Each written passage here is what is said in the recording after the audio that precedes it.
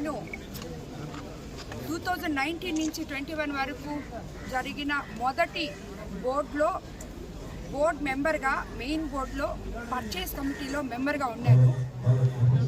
దాని తర్వాత కరవ 3 సంవత్సరాలు, యాక్చువల్గా 5 సంవత్సరాలు ఉన్నాను. బట్ తర్వాత 3 సంవత్సరాలు నార్త్ ఇండియా టీటీడీ టెంపుల్స్కి చైర్పర్సన్గా ఒక ఎక్సెఫ్షియో ఇన్వైటీగా బోర్డులోకి వెళ్తున్నాను. సో లాస్ట్ 3 సంవత్సరాలు బోర్డుతో ఏ విధమైనటువంటి సంబంధం లేదు నాకు. సంతకాలు కానీ, మేము డెసిషన్స్ తీసుకోవడం కానీ, దాంట్లో అంటే ఇక్కడ నార్త్ ఇండియా టీటీడీ చైర్పర్సన్గా ఉన్నప్పుడు బోర్డులో మనం ఏ కమిటీల్లో ఉండం. బట్ 19 నుంచి 21 వరకు మాత్రం ఆ 2 సంవత్సరాలు మొదటి బోర్డులో నేను మెంబర్గా ఉన్నాను, పర్చేస్ కమిటీలో ఉన్నాను. పర్చేస్ కమిటీ ఎంతవరకు అంటే, నిన్న ఎవరో తెలియకుండా 5 సంవత్సరాలు నేను పర్చేస్ కమిటీలో ఉన్నాను అని కూడా అంటున్నారు. బట్ అది కరెక్ట్ కాదు. నేను 2 ఏళ్ళు ఉన్నాను, దాని తర్వాత లేను.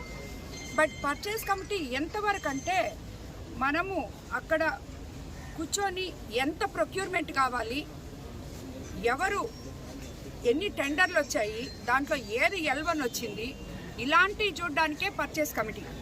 అంతకు మించి అది చూసి మళ్ళీ మేము మెయిన్ బోర్డు ముందు పెడతాం. ఒక 3, నేను, పార్థసారథి గారు, ఇంకొక 2 ఉన్నాము. అది చూసి బోర్డు ముందర పెట్టేస్తాం. బోర్డు డెసిషన్ తీసుకుంటుంది. దాని తర్వాత అఫీషియల్స్ డెసిషన్ తీసుకుంటారు మిగతా వాటికి అన్నిటికీ.